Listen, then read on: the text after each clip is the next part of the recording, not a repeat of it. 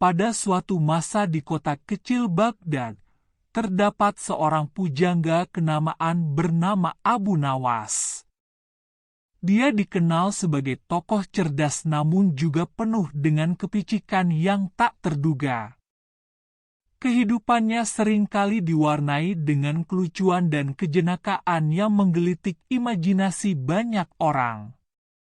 Suatu hari, kabar tentang Abu Nawas yang ingin memaksa sang raja meniup pantatnya menyebar ke seluruh penjuru kota. Orang-orang pun tertawa dan berspekulasi tentang apa yang mungkin akan terjadi. Mereka tidak sabar untuk melihat bagaimana Abu Nawas akan mewujudkan ide gila tersebut. Sang raja, yang baru saja mendengar kabar aneh tersebut, merasa terheran-heran. Ia adalah seorang penguasa yang bijak namun juga memiliki selera humor yang tinggi. Alih-alih marah, ia merasa tertarik untuk melihat apakah Abu Nawas benar-benar berani melakukan apa yang ia katakan. Abu Nawas tiba di istana dengan penuh kepercayaan diri. Sang raja menerima kedatangannya dengan senyuman lebar, menyambutnya dengan ramah. Abu Nawas, tanpa ragu sedikit pun, meminta raja untuk meniupkan pantatnya. Ruangan penuh dengan gelak tawa, termasuk sang raja yang terpingkal-pingkal. Namun, Abu Nawas tidak puas dengan sekadar tawaan.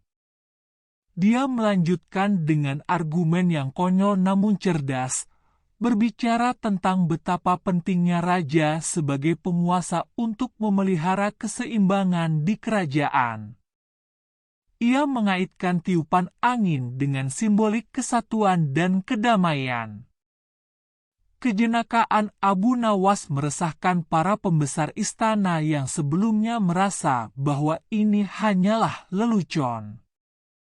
Namun, dengan setiap kata yang diucapkannya, mereka semakin terpikat oleh daya tarik perdebatannya yang aneh namun menarik.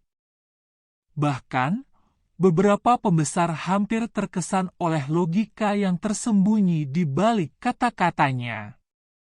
Akhirnya, sang raja mengakui bahwa Abu Nawas memiliki pemikiran yang unik. Ia memuji Abu Nawas karena keberanian dan kreativitasnya. Meskipun tidak meniupkan pantatnya, sang raja memutuskan untuk memberikan hadiah kepada Abu Nawas sebagai penghargaan atas kejenakaan yang telah menghiburnya dan seluruh istana.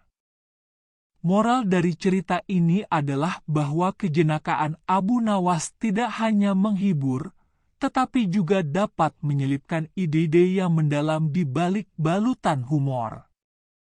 Cerita ini mengajarkan kita tentang kekuatan kata-kata dan bagaimana mereka dapat mempengaruhi pandangan kita terhadap sesuatu, bahkan ketika disampaikan dengan cara yang paling tidak terduga.